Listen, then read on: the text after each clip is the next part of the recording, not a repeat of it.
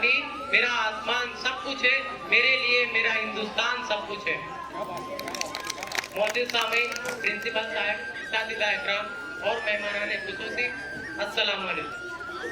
آج ہم سب مل کر یوم جمہوریہ منا رہے ہیں۔ یہ وہ دن ہے جب ہمارے آئین کو ایک نیا قانون ملا تھا۔ آئین یعنی قانون جو ہمیں بتاتا ہے کہ اس ملک میں کیسے رہنا ہے، ہماری ذمہ داریاں کیا ہیں اور ہمارے حقوق کیا ہیں۔ لیکن کیا آپ جانتے ہیں اس آئین کو کس نے بنایا تھا؟ اس آئین کو بنانے میں بہت سے دانشوروں، سیاستدانوں اور قانونی ماہرین نے اپنا اہم کردار ادا کیا تھا۔ انہیں آئین ساز اسمبلی بھی کہا جاتا تھا۔ ہمارا آئین 26 نومبر 1949 کو بن کر تیار ہو گیا تھا، لیکن پورے ملک میں 26 جنوری 1950 کے روز نافذ کیا گیا۔ آئین ساز اسمبلی کے ارکان بہت ہی دانشمند اور تجربہ کار لوگ تھے۔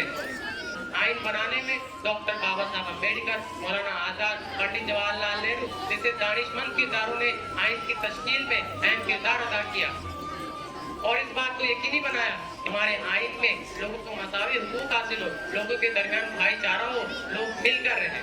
اس کے ساتھ ہندوستان کو ایک سیکولر ملک بنانے میں بھی اہم کردار ادا کیا۔ انہوں نے ہمارے آئین میں بہت اچھی باتیں شامل کی، جیسے کہ مساوات، ہر شخص کو برابر کے حقوق حاصل ہو، آزادی، ہر شخص کو بولنے، لکھنے، پڑھنے کی آزادی۔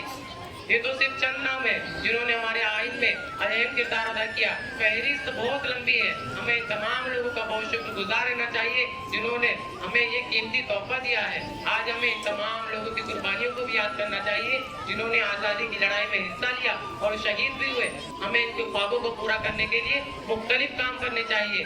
ہمیں اپنے ملک اور آئین کا احترام کرنا چاہیے اور آئین کے مطابق اپنی زندگی گزارنی چاہیے۔ اتحاد، ایمان اور تنظیم کے اصولوں پر عمل کرتے ہوئے ہم اپنے ہندوستان کو ایک خوشحال ملک بنا سکتے ہیں۔ بانگبا آزاد ہے، بہنے چمن آزاد ہے۔ بانگبا آزاد ہے، بہنے چمن آزاد ہے۔ مبارک ہو دوستو، اپنا وطن آزاد ہے۔ جے ہند، جے بھارت۔